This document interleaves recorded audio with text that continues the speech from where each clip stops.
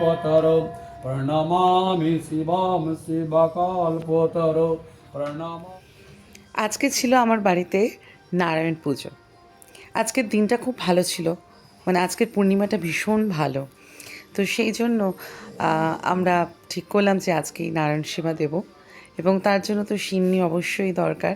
আর এই সিন্নি মাখার দায়িত্বটা থাকে আমার উপরই।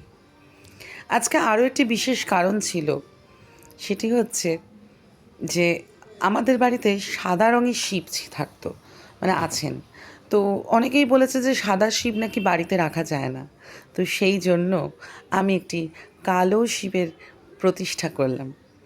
এই যে এটা দেখা যাচ্ছে এখন ধূসর রঙের, কিন্তু ঠিক ঘি লাগানোর পর একদম এরকম কালো চকচকে হয়ে গেছিল। তো ওনার নামকরণও হয়েছে। উনি হলেন আমার বাড়ির, আমাদের নীলাদ্রিদেব মহাদেব।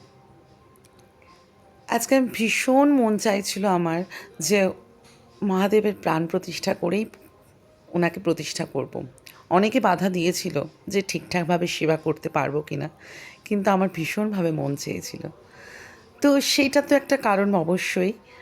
আর অনেক বছর হয়ে গেছে বাড়িতে কোনো দিন, মানে অনেক দিন নারায়ণ সেবা দেওয়া হয়নি। আর তোমরা অনেকেই জানো যে আমার বাবাও চলে গেছেন, তার বাৎসরিক কাজও আমরা কমপ্লিট করেছি। তো সেই জন্য ভাবলাম যে বাড়িতে একটা নারায়ণ সেবা দিই, এবং সেই সঙ্গে আমার মহাদেবের প্রাণ প্রতিষ্ঠাও করলাম।